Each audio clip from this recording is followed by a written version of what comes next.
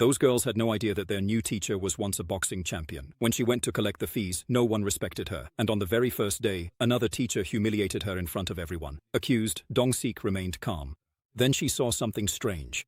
The teacher was behaving overly friendly with the beautiful girls at school. Later that same day, Dong saw smoke coming from behind the building. He ran over, but by the time he got there, those same girls had already finished smoking and left. And together, they beat him up with kicks and punches. But what really shook him wasn't the beating. What he saw next made the ground slip from under his feet. Just a few days earlier, a girl from the school had gone missing. She had been kidnapped. And now Dong had proof that it was all connected to that same teacher. He saw chats on the teacher's phone, messages from other girls as well. One of them had recently skipped school. But Dong had seen her, so he immediately called and told her not to go on that date, because the man she was going to meet was the same monster who had taken her friend. Maybe the teacher sensed something was wrong, so he drugged that girl.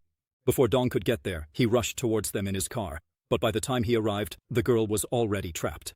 The teacher was about to do the same horrific thing he had done to the previous one, when Dong arrived. Seeing him, the teacher started to strangle the girl. There was no time. Dong started breaking down the door, and with his immense strength, the door gave way. He rushed inside and took down the teacher. When he first asked the teacher about the girl, the teacher denied everything, so Dong told the police everything. But what he didn't know was that the teacher was the son of a powerful politician. The police not only ignored him, they yelled at him and threw him out. And the next day, things got even worse. Dong was fired from his job. It turned out that the school was also owned by the same politician. Heartbroken, he left the place, but fate had more horrors in store for him.